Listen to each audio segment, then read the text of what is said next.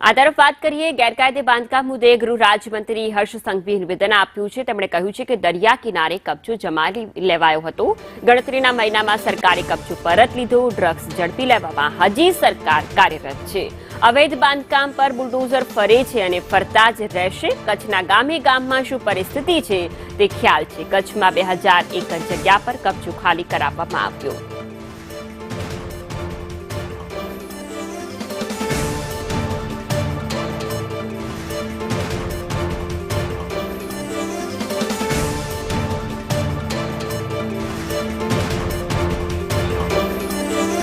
અવૈધ બાંધકામ પર બુલડોઝર ફરે છે અને ફરતા જ રહેશે। કચ્છના ગામે ગામમાં કેવા પ્રકારની પરિસ્થિતિ છે તે અમને ખ્યાલ જ છે તેવું ગૃહ રાજ્યમંત્રીએ કહ્યું છે।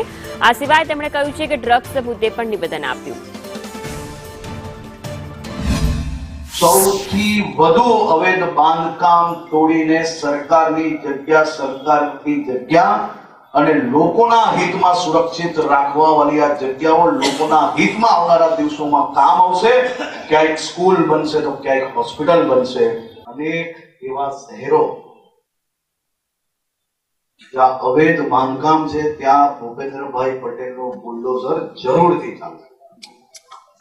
કારણ કે આપણે કોઈ બી કાયદાકીય તમામ નાગરિકોના હિતમાં જ પગલા ભરીએ છીએ। કચ્છના ગામે ગામની અંદર શું પરિસ્થિતિ ને કઈ રીતે કામગીરી થઈ છે। દાદા તો અમારે કેવું છે કે સવારથી સાંજ તક 4 વાર ઝઘડીએ અને 4 વાર પ્રેમ આવે।